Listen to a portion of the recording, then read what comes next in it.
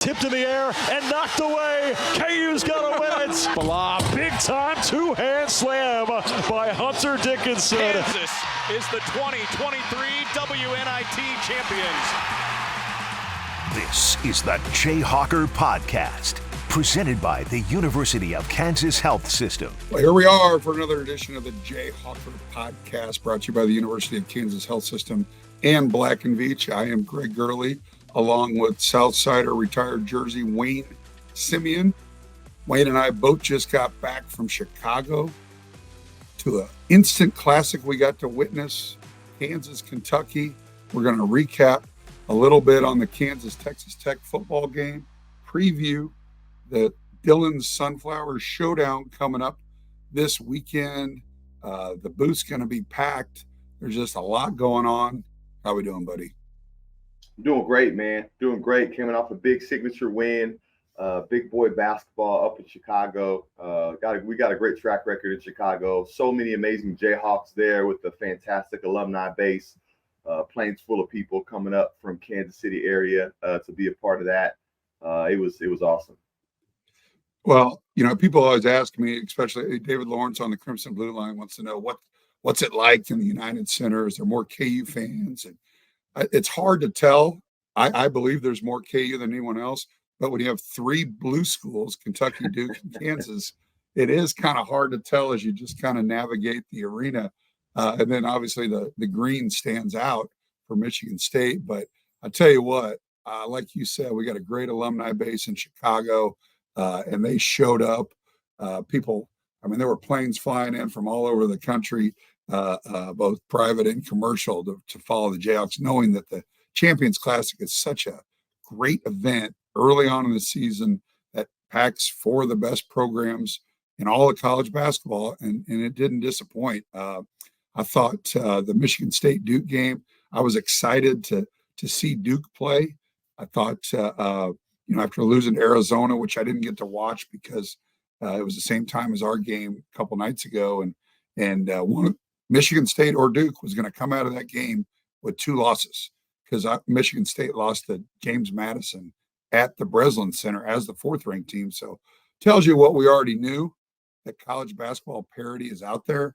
The margin for error is very, very slim. We saw that again with those two examples. We saw that with us. We're playing Kentucky. It's true. Everybody says Kentucky's down. They got injuries. They're young. And what did they do? They came out and absolutely put it on us, moving the ball around flawlessly. I think their young guys just didn't think. They just went out there and played. And when they were rolling, we couldn't guard them. We couldn't keep them in front of us. They passed it around the perimeter, got open shots, and made open shots.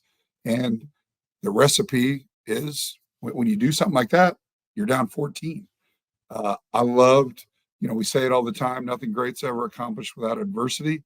We had adversity.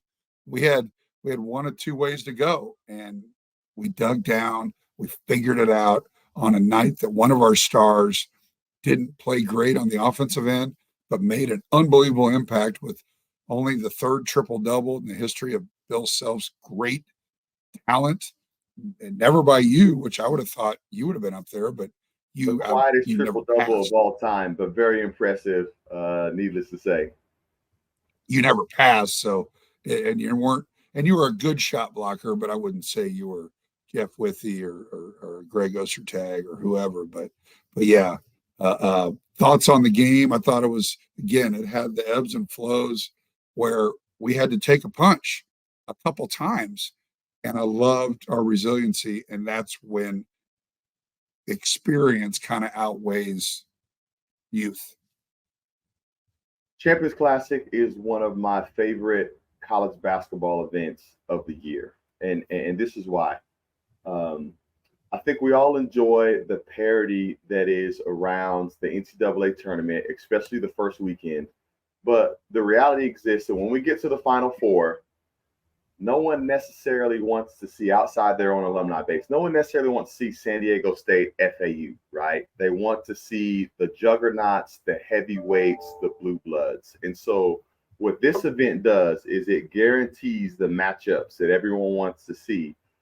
in marquee venues and in incredible cities. So that's why I absolutely love it. And I was excited to watch the first game as I was our game, the second game. And it's interesting you talk about whose fan base showed up. This is the first time it felt a little awkward where seemingly it wasn't our fan base that was dominating the United Center. And to me, that only felt like because we had so many Michigan State fans booing Hunter Dickinson every single time he touched the ball, which I kind of appreciated, but it kind of made it feel like a little bit of a different environment in that type of setting.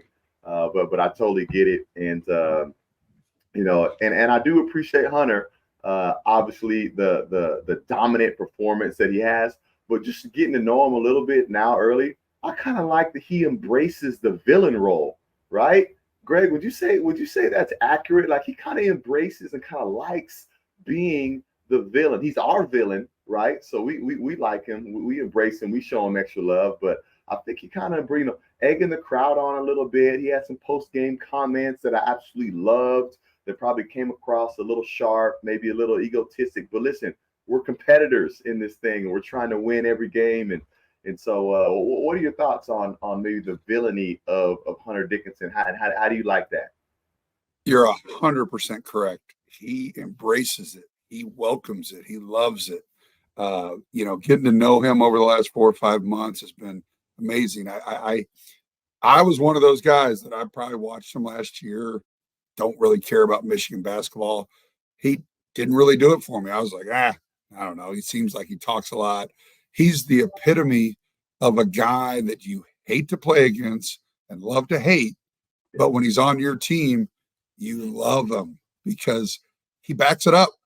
27 points, 21 rebounds, dominated the game, and also played to the crowd. I mean, the first bucket of the game, I think he scored the first bucket and already started yapping. I've been on the road now twice with him, and they both involve Big Ten schools at Illinois, and then playing in Chicago against Kentucky. But the Michigan State fans, like you said, were still milling around, and I think they truly stuck around to boo him. Like, I don't think Michigan State cared about us one way or another, but they don't like Hunter Dickinson that much that they stuck around and lessened their time at the bars to drown their sorrows after losing to the Duke Blue Devils. Man, well, there was a lot to like about that game. Obviously, Hunter's performance and, a couple things that really stick out to me. I don't think we've had a guy in quite some time, even though we've had really, really talented bigs as of late, that we can throw the ball to every time, and he's either going to get a layup attempt, get a layup and make it, or get fouled and get to the free throw line and make free throws at a high clip. And, that really just adds to your offensive variety, especially when you get on a scoring drought, especially when you're not shooting the ball well, especially when Kevin McCullough gets in foul trouble and he's out and we can leave him in. And so that's something I think is going to continue to serve us well, being able to throw the ball to Hunter. Now, at the same time, there are some things that we did learn about ourselves, right? We talked about the scoring droughts that we're going to go on. We talked about maybe our inability to knock down the three consistently. And we saw that. And I think we'll likely see it more throughout the year. But we also saw specific lineups that we have to have on the court. We got to have KJ Adams on the court. We got to have Kevin McCullough on the court. We got to have DeJuan Harris on the court, especially from a rebounding standpoint. There are a couple lineups out there that we had out there that, man, we weren't athletic enough. We weren't physical enough. We couldn't get rebounds, giving up second chance points and shots. And so I think it's helpful to learn some stuff about ourselves, lineup wise, matchup wise, as we're moving down the season, especially headed towards Maui with some more high level competition. Well, to follow up on a couple of those points, I love the fact that, like you said, you have the ability to throw it to Hunter. And if they decide to single him, he's going to score. If you decide to double him, he's going to pass it out. Now, that second scenario is probably a lot more likely as we move into the season because, as you know, Wayne, coaches aren't going to just let Hunter Dickinson kill you in the post. That's That's not the way basketball is played anymore. They'll adapt, they'll double, triple team.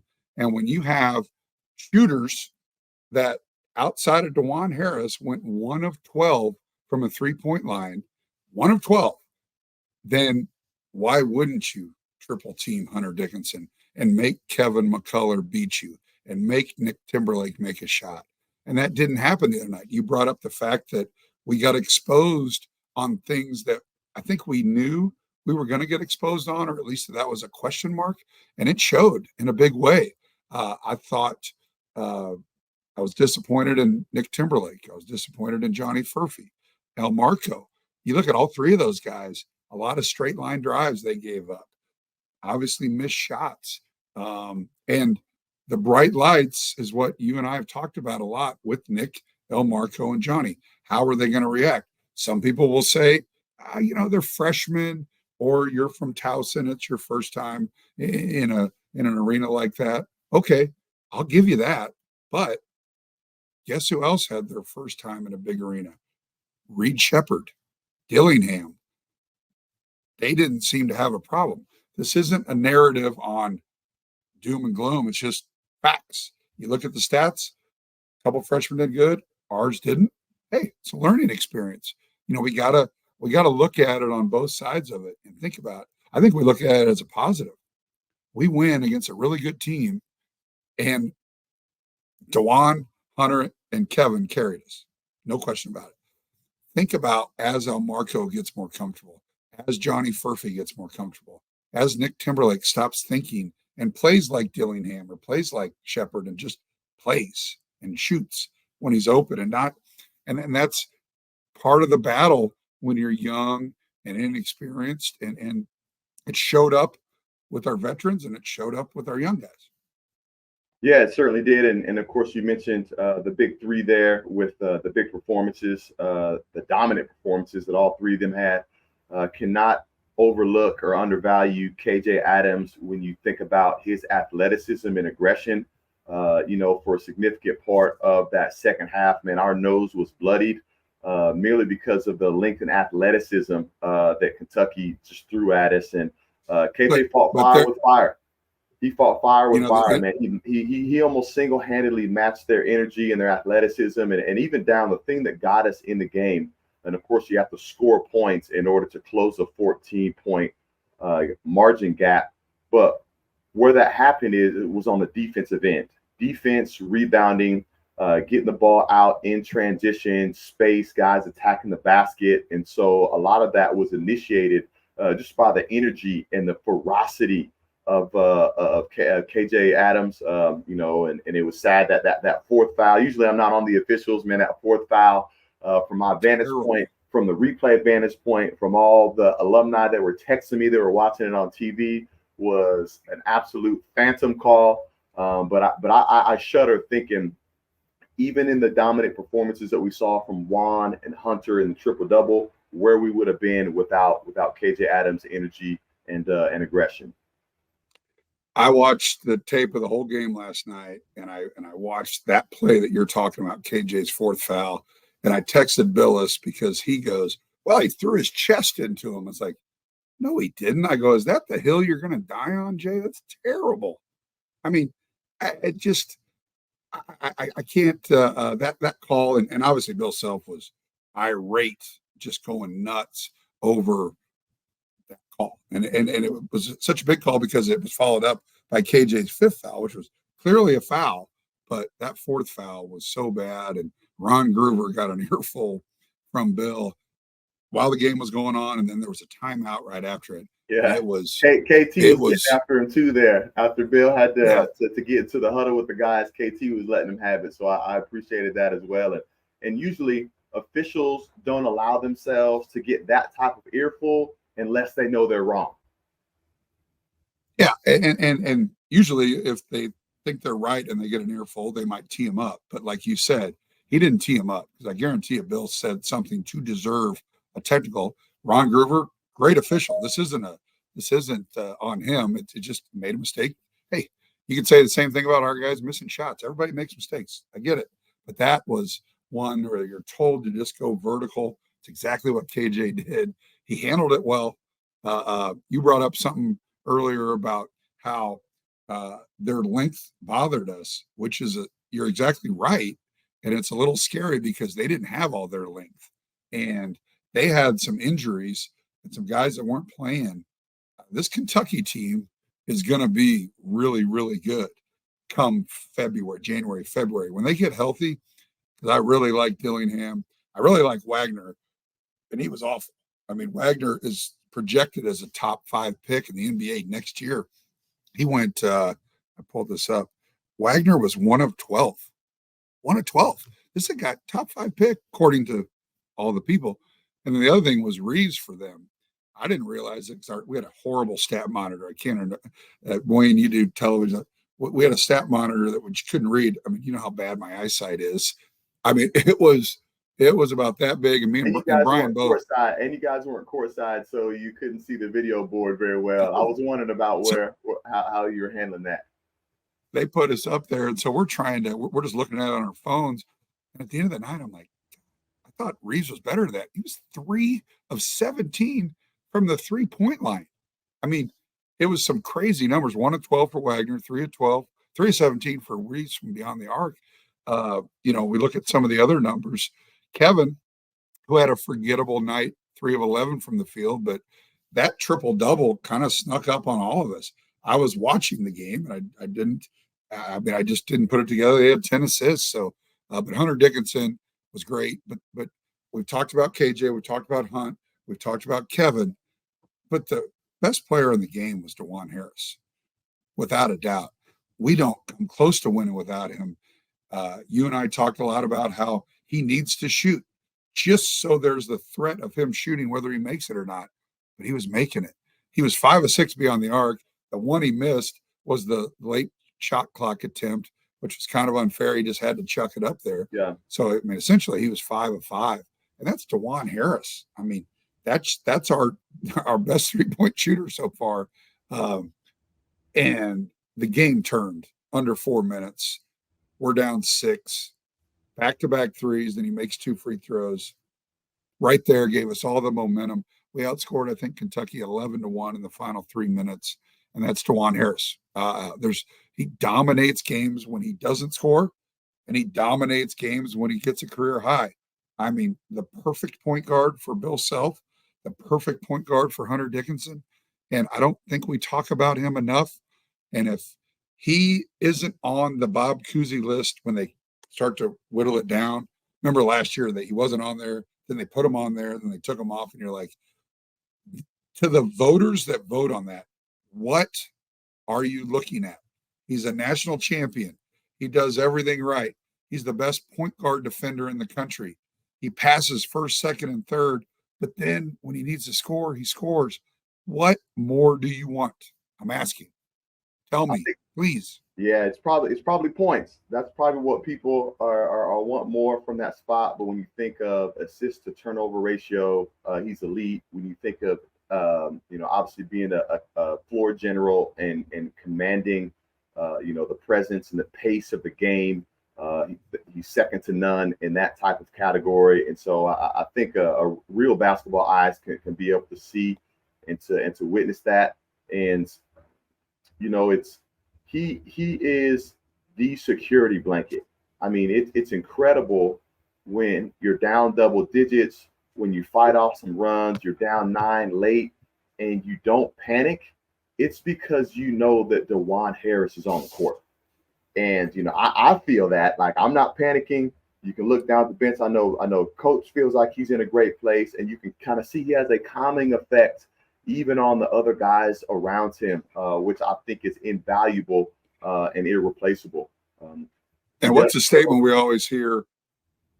When a coach has a player who's like a coach on the floor, Bill probably has 2, because I would look at Kevin McCullough and DeJuan as basketball IQ wise, it's very, very high.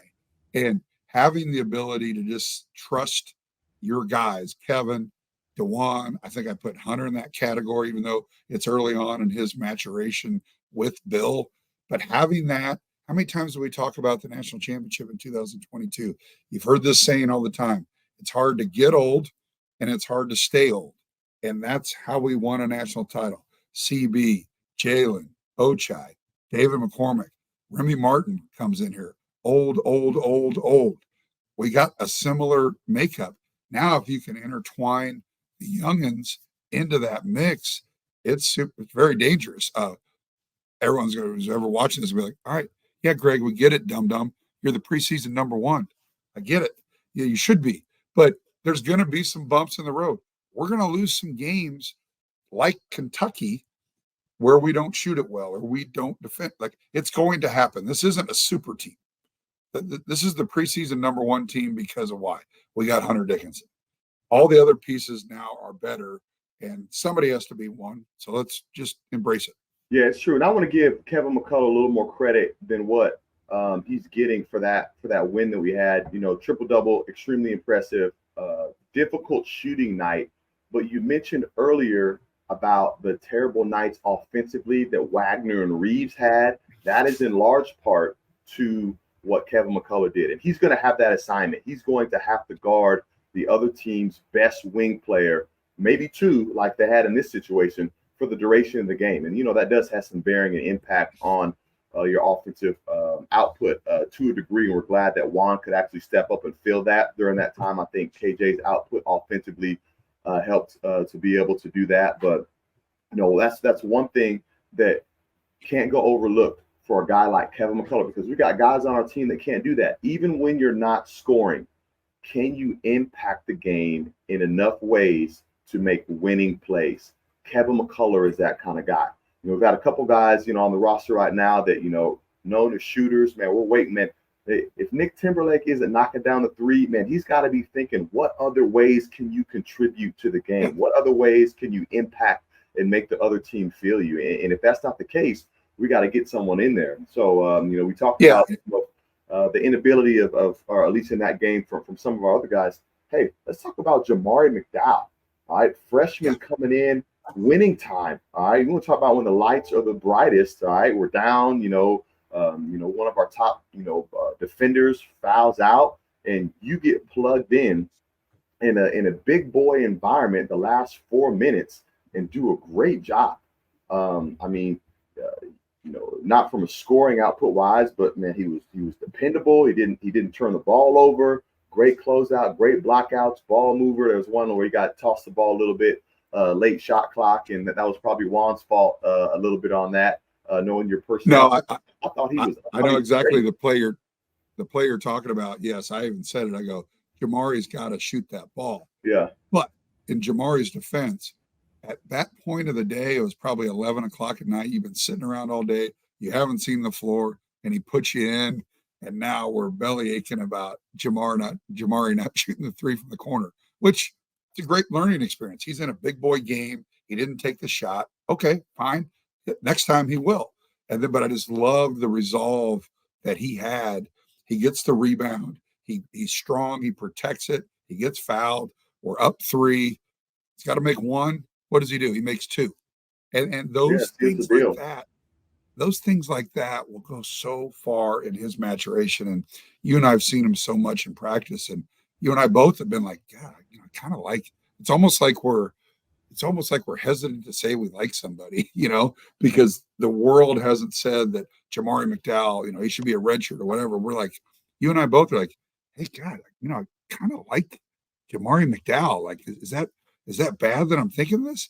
No, it's accurate because we know ball. We watch him. He makes winning plays, and Bill and his staff are going to have to, over the next couple of weeks, decide who is that guy in that 8th spot, and that's only going to help the other guys. And, I was pretty hard on El Marco, Nick, and Johnny.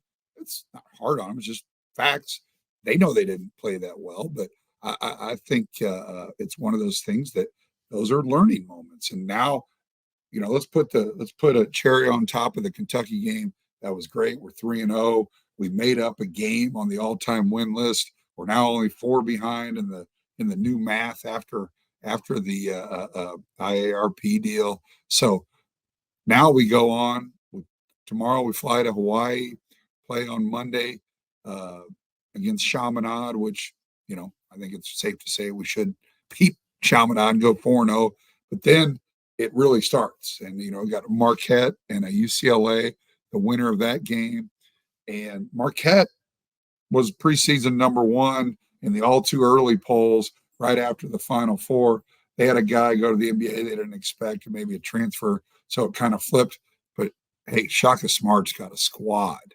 And that's taken nothing away from Mick Cronin and the athletes and the success that UCLA has had. Because one of those two, we're going to play one of those two on Tuesday. And that's going to be a big boy matchup. There's going to be a top 10 team in Maui lose in the first round. Yeah. That's going to happen. It's the greatest field they've ever had. It's going to be a blast. And we got to be ready to go. Yeah, we really do. And that Marquette team, mind you, took down Illinois, top 25 team who we lost to, obviously, in that preseason matchup in Champaign.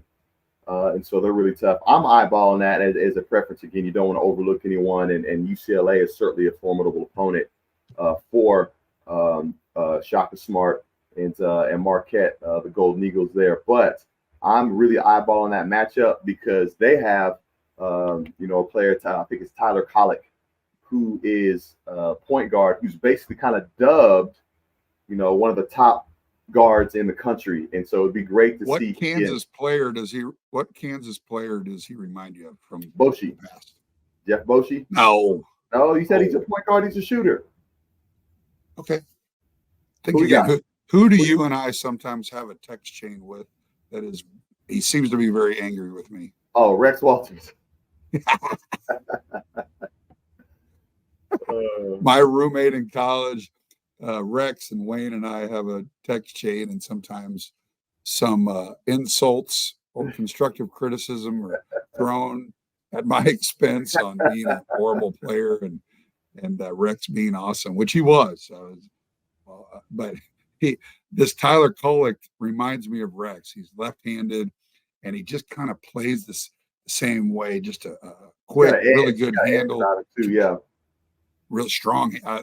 I'm excited to watch him. I don't want to see him succeed, but I am excited to watch him. But as Kansas fans, as you watch Kolek, he can really play. And that's going to be the matchup, like you mentioned before, Dub, on Kevin McCullough. Or, look at some of the other guys. They've got some length. They got some big guards. So somebody's going to match up on a guy that keeps his dribble alive and can really shoot it, can really drive it. He can do it all. So that's the matchup I'm really anticipating. And then as you go ahead and you follow the bracket and allow it to play out, of course, everyone is hoping, all of the college basketball world is hoping for the big fella matchup, Zach Edey and Hunter Dickinson for a big rematch there. I think that'd be great to see.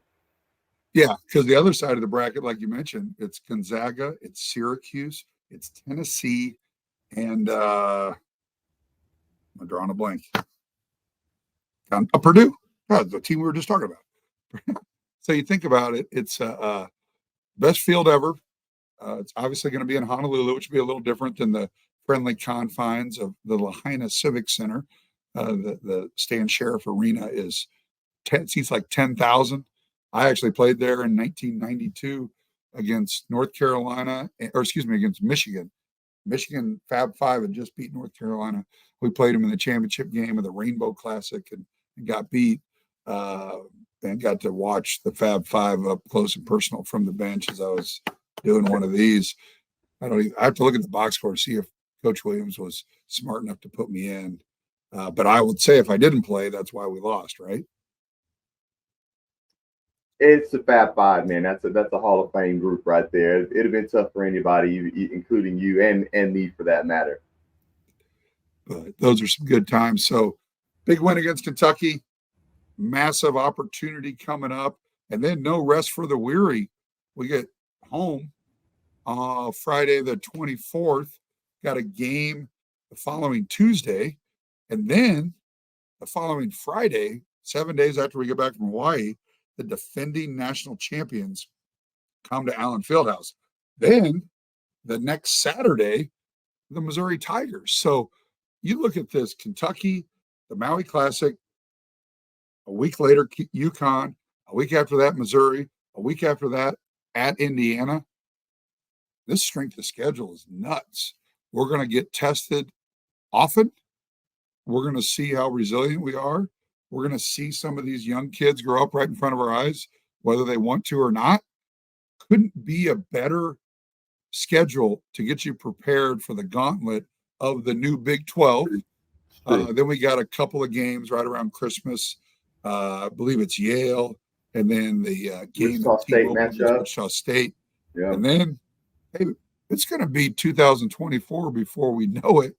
And then you got your Texases and your Baylors and your K-States. I mean, it's going to be a great year, and I'm looking forward to the next week, the next 2 weeks, the next 2 months, whatever. So, great time to be a Kansas basketball fan. Great time to be a Kansas football fan. You're listening to the Jayhawker podcast, brought to you by the University of Kansas Health System in Black and Veatch. But I tell you what, this weekend, I know you're going to be there. Unfortunately, I won't. I will be on the beach. I will send pics. I will promise I'll have my shirt on when I do send those pics, because I don't want to, gross you out or anything on Saturday. But we're going to get a big group of KU people, KU Jayhawks that are there. We're going to have a big watch party in Honolulu, and I just can't wait. Frustrating last weekend. Texas Tech was a game that I think everybody had us getting to that 8th victory. It didn't work out. We struggled in the red zone, got down to the inside the 5 twice, didn't get a touchdown in the first half. Second time, I had to settle for a field goal to tie it up, and then absolutely deflated when they were able to run 3 plays and get that game-winning field goal. So it's gut check time. We got injuries. Timing's not great. All signs point to what we read yesterday. All we can go off is what we read yesterday from Coach Leipold and Coach K, that Jason Bean was an active participant in practice. That's what we got to cross our finger on. But how about Ballard? How good was Ballard? Yeah, coming in, not expecting to play. I mean, Jason Bean's been the guy, but I tell you what, he was pretty good, and we got to have some faith in him because of what he showed us against Tech. But I think all Jayhawk faithful are hoping that Jason Bean can go. Yeah, what an incredible opportunity to play the last game in David Booth Kansas Memorial Stadium as we know it, against the in-state rivals in the Dillon Sunflower Showdown. Hopefully there's a little bit more of an edge about us, a chip on our shoulder after letting that one get away last weekend against Texas Tech. And it was interesting that loss stung a little bit more and lingered a little bit more for me, because it never felt like we were out of it, and it always felt like we were just 1 or 2 plays away, and like, oh, we got this. And then next thing you know, it just slipped through our fingers. Much is being made of the injury for Jason Bean, and as it should be. But I also think that Luke Grimm not being in that game was really, really detrimental to the Hawks. I forget. I don't remember if it was OJ Burrow or Mello Dotson. We have a guy in our secondary go down, and you can't help but think about how elite our secondary had been all year. And then 24 seconds left, 2 long passes and a gas run, and boom, next thing you know, they're in field goal position, and Tech kicks it to win. And so it's going to be important to get those guys back as well. But rivalry games, man, they're unique. Anything can happen in those. And honestly, I think you would agree with me with this, Greg. This is probably the most confident that we've gone in against K-State in quite some time.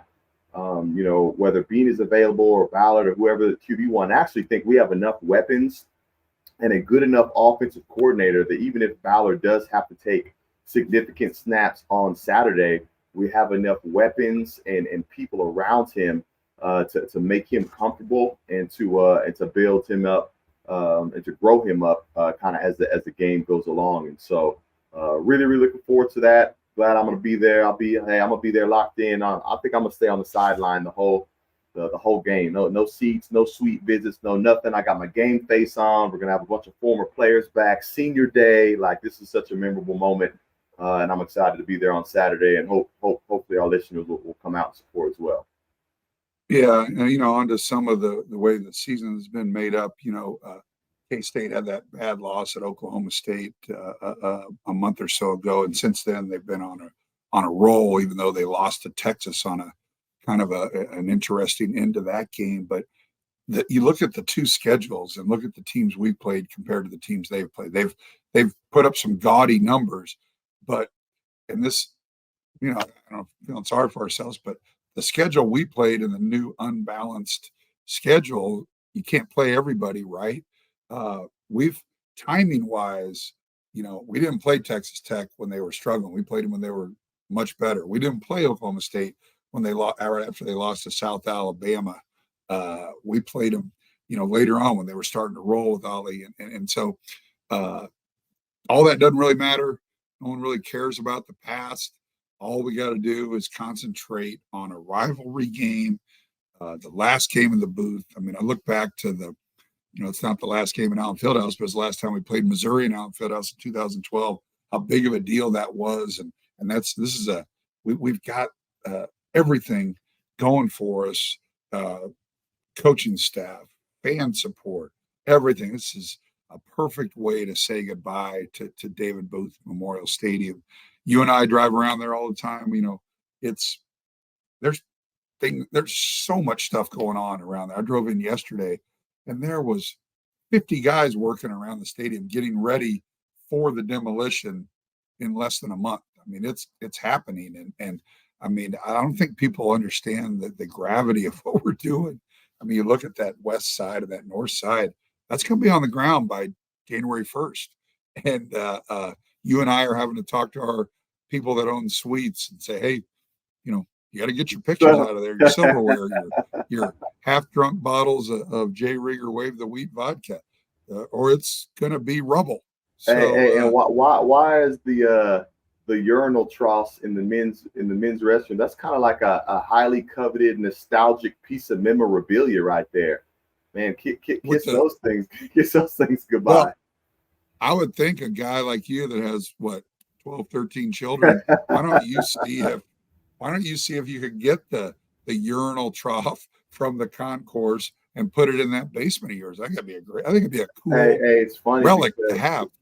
It's funny because one of my boys was at the game with me last weekend, and he ran off to the bathroom himself, and it took a little bit longer than what it should have. And he came back and said, "Hey, son, where were you at?" He's like, "Daddy, I didn't want to pee in that sink, that big sink that they have in there. So I was waiting for the traditional stall." And me and the group of folks around us just got a big old belly laugh around that. So I don't think they've signed off on that version of bathroom decor, and so that won't quite make it to the Simeon household. But I thought it was hilarious that he thought it was a big sink. Man, Dad, why are people peeing in the big sink in there? You say, well, son, you didn't wash your hands in there, did you? But big time atmosphere, obviously going to be packed. Another sellout. We talk, you and I have had so many of our players on as guests, and they talk about coaching staff and the players talk about how big of a deal it is to run out there and have that support from the students, from the fan base. It gives them that extra room. So 6 o'clock, Fox Sports 1, the country's going to be watching, and it's time. We can look at the all-time record, and granted, we still have a very large lead in the all-time series, but a lot of social media is, a lot of the K-Staters have put out that, most of that was done before 1950 or whatever. And what I'd like to say to them is, we're talking about football, which we still have a lead in, and basketball is the largest differential in all of sports in any matchup ever. It's over 100 more wins. They'd have to sweep us for 50 years to get back to 500 in basketball. So I ask you, Wildcat Nation, how do you explain that? But anyway, I'm sure there's a lot of them tuning into this, but it is crazy. Kansas State basketball has not swept Kansas. Do you know this, Wayne? In 40 years. 1982-83. I looked that up today. I like that. Before I was born. Numbers don't lie, man. Way to throw those big time numbers out there. Good. Now, I throw all those numbers out there, doesn't mean anything. Doesn't mean a thing. It's something for you and I to talk to our K-State buddies about, and that's it. It's going to be decided on the field, and that's the way it should be. It's the way our guys want it. This way their guys want it. It's going to be a great atmosphere, and it's great for college football. It's great for both universities, and I really wish I could be there. And I know you feel sorry for me on where I'm going to be, but still great atmosphere, and we got to get this win. I mean, again, last week was frustrating. It was it was one of those things. What's that? Yeah, no, thanks for laying your life down, falling on the sword, having to go to Honolulu, man. Yeah. Appreciate that. Martyr. I'm a martyr. But last week, I think last week tells everyone that we expect more. Like in years past, losing to Texas Tech at home like that, we would have been like, no, it's a terrible way to look at it, but that's been the way we've been trained on how we've been over the last 12, 15 years. And that one really stung on Saturday, and that's a good thing. It should hurt. It should be like, man, I don't think we would have said that in 2015 or whatever. But I do like that. I don't like that we lost. I'm not saying that. I'm just saying it should sting. It should hurt.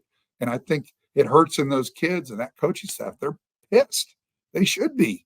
And hopefully they play with a little red ass this weekend and in the Dillon Sunflower Showdown and come out and use the adrenaline, use the energy that is brought to them by our great setting that is David Booth Memorial Stadium and show them that, hey, as we move forward, the Big 12, it's no longer a race to the middle. We have no reason to believe that we can't be the top in basketball, football, everything in this new conference. No reason not to. Yeah, I really like what you said there about the expectations being higher. We're expecting more. We're expecting to win games like that. That's certainly the case in the locker room, outside the locker room with the fan base. And it also helps to communicate that, hey, we still got a lot of work to do. A lot of the excitement and the energy and the fanfare and the ranking and the new stadium and all of those things are great. But we still have a lot of work to do. We're not exempt from having a slow start and being able to think we can work our way back. We're not exempt between, having some key injuries and not having the next man up mentality with guys ready to step up and to make plays. We're not exempt from thinking every time we get in the red zone, it's going to lead to points because, we fell short several times there on Saturday. So hopefully with that expectation that you're talking about, there's also a continued hunger to continue to work, to continue to build, to continue to recruit, to continue to develop the young talent that we have so we can keep this thing going. And certainly, I know this isn't the case, for Lance or any of those guys, certainly settle just merely for winning 6 or 7 games and just making a bowl. We want to continue to compete for the highest prize here in the Big 12 and then also nationally. Well, you said it best there. You can deal with some injuries. It's football. You're going to have some injuries. Jason Bean is the epitome of that. And then Jason Bean gets hurt. We're going to third string. And that tells you how Lance Leipold and his staff have built this program. It used to be our first team was, pretty good.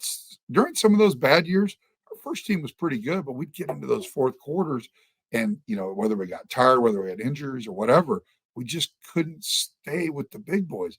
Now we've got full complement of scholarship players. We got a second team. We got a third team. We got guys that can fill in when there's injuries and whatever. So that's how you build a program. So looking forward to that. See some other things. Volleyball went and got a split at Iowa State, a really, really tough place to play. And they were so close to getting the sweep. They were close to being swept. They were close to sweeping, but they got a split, a couple of 5-setters. And that last 5th set of the second match, I think it got all the way into 1919 or something like that.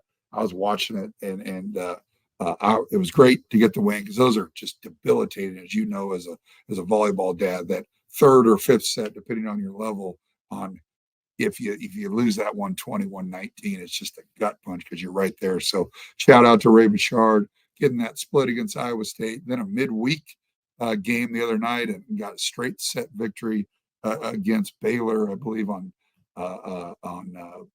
last night, wasn't it? Was it last night? Yeah, Wednesday night. So and another sellout in Horace Arena. Yeah. So right there for second place. I don't think we can get. I know we can't get to first, but he's doing it once again. So shout out to Ray Bouchard. Let's see. I think that about does it. Maui Invitational coming up. First things first, the Dillon Sunflower Showdown this Saturday, 6:00.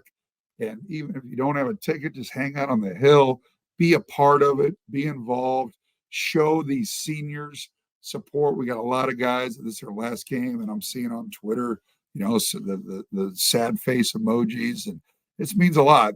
These guys are part of the rebuild. If you're a senior here, you were part of some really, really bad teams. And now to have that success, it's got to feel good for the Kenny Logans and the guys like that they were able to take us to the next level. And then the freshmen, they're going to look at those guys and just be excited about the process, right? Yeah, certainly so. And, you really got to tip your hat to those guys that stayed because with the transfer portal wide open, you got a brand new coach who you don't have a relationship with. Maybe you don't have a ton of time to build trust with because there is no spring ball season when Lance and his staff got here.